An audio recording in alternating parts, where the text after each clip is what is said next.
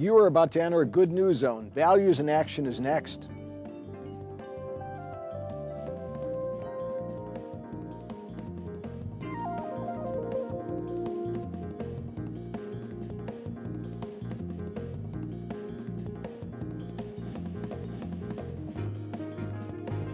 Welcome to Values in Action, a program about leaders doing good in our community. These people define our community by shaping the culture and values we live by. We will see what they stand for and how we can all become better by their example. Today's guest is Arnold Pinkney of Betpin & Associates. Arnold is the preeminent political consultant in our community. We'll be right back.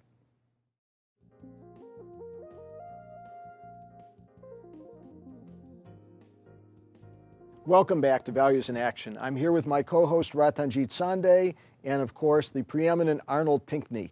And we're going to take a look at Mimi Pleven-Faust's profile on Arnold. Arnold is a person who has devoted himself to this community in a leadership role. There's nobody you can mention in the black community, the white community, that Arnold has not affected. He has so many friends. He has been the perfect partner for so many of us. He is at the core of his community, and he is at the core of all of our communities. He has impeccable integrity. He's just an exceptional, wonderful, warm human being. Arnold, that was a beautiful profile. Thank and you. you are the community leader. Your name is synonymous with all the elected officials of this. You are the kingmaker. Well, thank you. But now, after making all these kings, what happened? You didn't infuse the value system in them? What happened? Well, I think that down through the years, many of the people that I had the opportunity to influence and work with, they didn't succumb to some of the problems that more recent public officials are in. My background is coming from a Christian family, born and raised in the Baptist church. And, you know, the 10 Commandments were what set my values. And as a result, although I haven't always met up to those, I think that pretty much I've stayed in contact. And one thing that I've always known is to treat your fellow man, you know, good and equal. And I've tried to live by that. So for me, the candidates that I decided to work with, they had to meet the standards that I had set for the type of person that I wanted to represent and present to the people. And if I felt there was some conflict in my values and what I stood for, and being reasonable, I would not handle it. So my experience with the people that I have influenced and worked with over the years have met the standards that I think that a public official or a person working in the community as a leader should comply with. Now, this community, you meet people, they are hardworking, good value people. What is the reason that Cleveland is so far behind economically, and we are now seeing this corruption, open corruption in the county government and all that? So where have we gone wrong? Well, I probably needed a month to go through all of that with you. But I think that Cleveland at one time had the reputation as the best location in the nation. Yes. And at that time, the steel industry was a major source of employment in the city. And everybody had a job. Yes. Whether they had a high school education or a college education, you know, people were not unemployed. And out of that, there was a growth of leadership coming from the private sector, heads of corporations. These men and women were very much involved in our community, and they gave leadership and direction. As unemployment stepped in, the steel mills went down, the city started to disintegrate. And that happened, the values within our community start to disintegrate because people who are worried about surviving, people who are worried about staying on top, will tend, at least in my opinion, to go the direction of doing things that they ordinarily wouldn't do. They get caught up in greed. They get caught up in recognition. They get caught up with not wanting not to be on the top at all times. And I think that leads to a diminution of leadership and quality of leadership. We hear from people on this show that the lack of values is not with the people who are unemployed. But the lack of values are with the leaders who are not setting the example. So what's wrong with the leaders? Well, first, I think there's an overemphasis on leaders. I think we put too much responsibility on leaders. We don't define what the qualities of a leader should be. If it's a head of a corporation or a business, they're a leader. If they're a top athlete, they're a leader. We don't even begin to look into their background. We don't look into their values. We accept them. We put them up. We deify them. And then when they disappoint us, we criticize them. My belief is that, leadership begins at home. My leader, my role model was my father. Didn't have a college education, but he had good values. And those were the values by which I was taught when I was growing up. And those are the values that I've tried to keep in effect as I've gone on through life.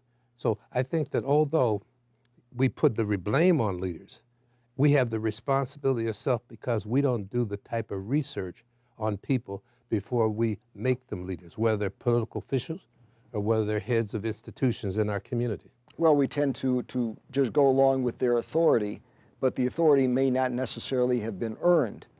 Well, I think we accept their authority because in many instances we're looking for something from them. For an example, if a foundation is giving money to an educational system, the educational system and the head of the system needs the money so badly, they tend to look beyond the values and the morals of the people who are responsible for giving them the money because they need it. And I think that applies to almost every element of our life, whether it's children dealing with their families, whether it's people in church dealing with their pastors. We do things to satisfy people, to keep them satisfied, to get what we want from them.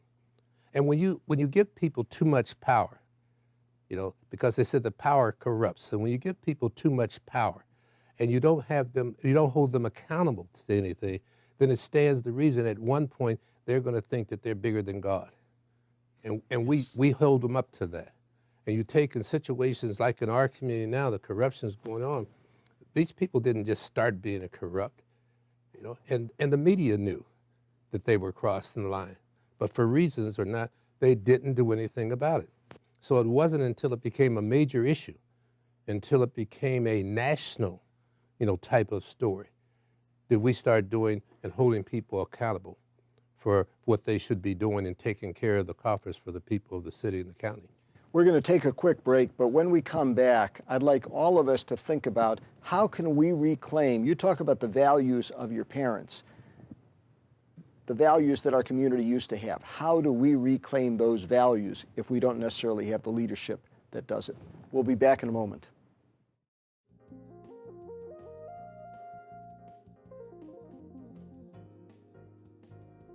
Welcome back to Values in Action. Arnold, your insight was very powerful, that power corrupts. But what makes a true leader?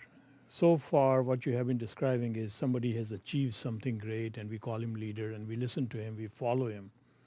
So how do we select a leader? Is the leadership based on values? Is leadership comes from leading yourself? Where does leadership come from? Well, my concept has always been that we don't select leaders. The leaders emerge. No one's born a leader.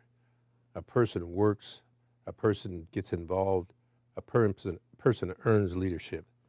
And I think that's one of the problems that we have. We select leaders rather than having leaders earn Their leadership. the title and the recognition of Yes. leadership. Yes. Leadership also is based on the values of why do I want to be a leader? What am I running for office for? Yes. Am I running for office to be powerful? Or am I running for office to get rich? Or am I running for office because I want to help the people who elected to me to office? Yes. See, I abide by the theory that you should try to help the least of thee. And all of us started from somewhere. Some of us were lucky enough to make it, others weren't.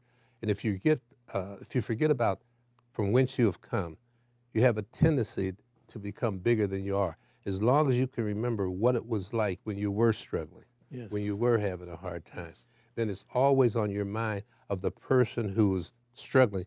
You understand what they're going through. And I think one of the things we do in our society, and particularly in our community, you see, we give leadership to people who have really not earned the title or the position of leadership. And this just makes him more insensitive. So how do we change that? That is how the society has been run. Well, one of the reasons for me to change is you have to set a criteria. You have to set a standard.